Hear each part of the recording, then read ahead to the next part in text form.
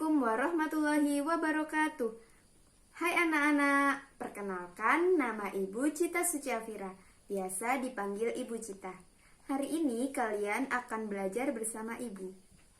Kita akan belajar tema 2, udara bersih bagi kesehatan.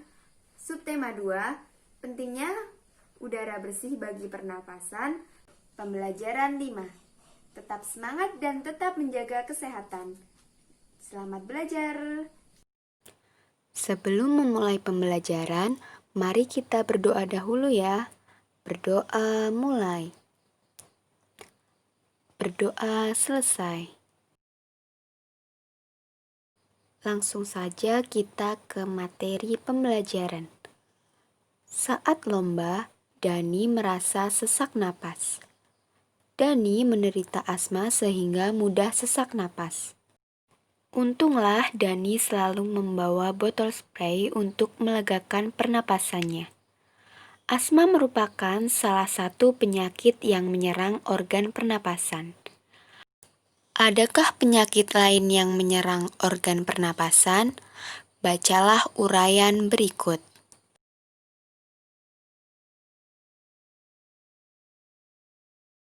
Penyakit pada sistem pernapasan. Organ pernapasan manusia terdiri atas hidung, tenggorokan, dan paru-paru. Setiap organ tersebut dapat mengalami gangguan akibat kuman penyakit yang berasal dari lingkungan atau kebiasaan hidup tak sehat. Berikut beberapa contoh gangguan pada sistem pernapasan manusia. Yang pertama yaitu emfisema. Emfisema merupakan penyakit pada paru-paru. Paru-paru mengalami pembengkakan karena pembuluh darah pada paru-paru kemasukan udara. Yang kedua yaitu asma.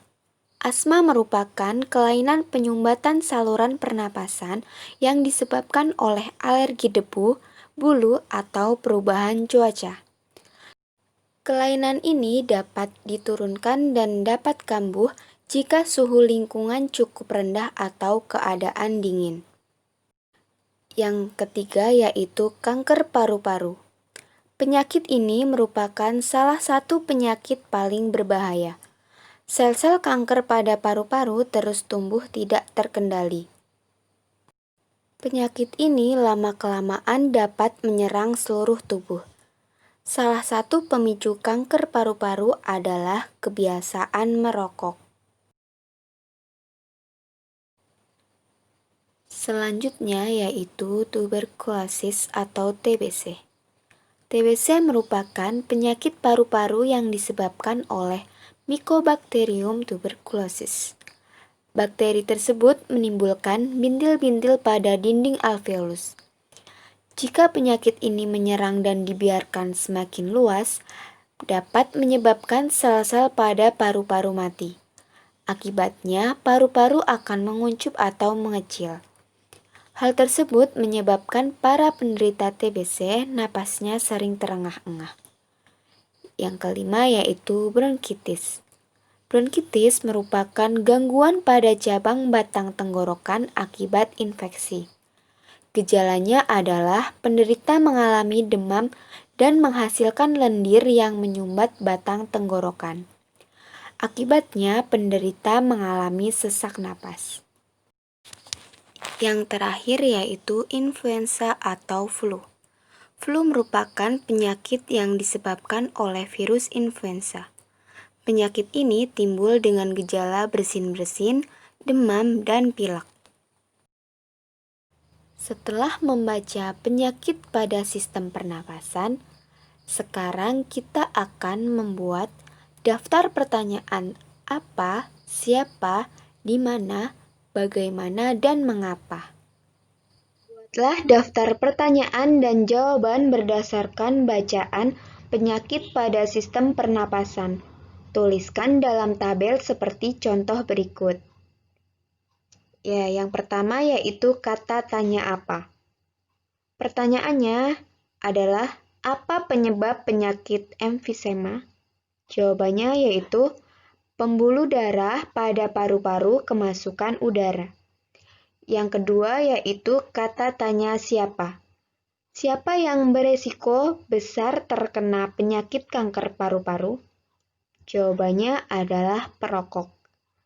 Perokok merupakan seseorang yang sangat beresiko besar terkena penyakit kanker paru-paru. Yang ketiga yaitu kata tanya di mana. Pertanyaannya, di mana terjadinya infeksi pada penderita penyakit bronkitis? Jawabannya adalah cabang tenggorokan. Yang selanjutnya yaitu kata tanya bagaimana.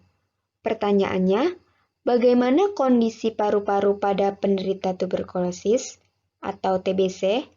Jawabannya adalah paru-paru akan menguncup atau mengecil. Yang terakhir yaitu kata tanya mengapa. Mengapa penderita TBC bernapas dengan terengah-engah? Jawabannya, karena paru-paru menguncup atau mengecil. Mari kita lanjutkan ke materi berikutnya. Kebiasaan hidup sehat akan meminimalkan kemungkinan kita terserang penyakit, termasuk penyakit pada sistem pernapasan. Salah satu kebiasaan hidup sehat adalah dengan selalu aktif melakukan latihan fisik. Latihan fisik tidak hanya dapat dilakukan melalui olahraga, tetapi juga dapat dilakukan dengan menari. Pada pembelajaran sebelumnya, kita telah mengenal gambar tari-tari daerah yang menggunakan properti bukan.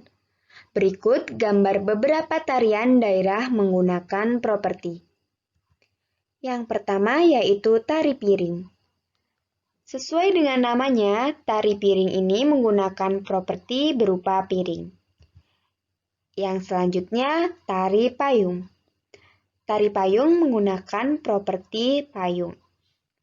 Kemudian, tari serimpi. Tari serimpi menggunakan properti selendang. Yang selanjutnya yaitu tari jangar. Tarian ini menggunakan properti berbentuk kipas. Setelah kita mengamati gambar beberapa tarian daerah yang menggunakan properti, sekarang kita akan mengamati video salah satu tarian daerah yang menggunakan properti, yaitu tari piring. Mari kita amati video berikut ini. Setelah kalian mengamati video ini, kalian diminta untuk mendemonstrasikan tarian piring.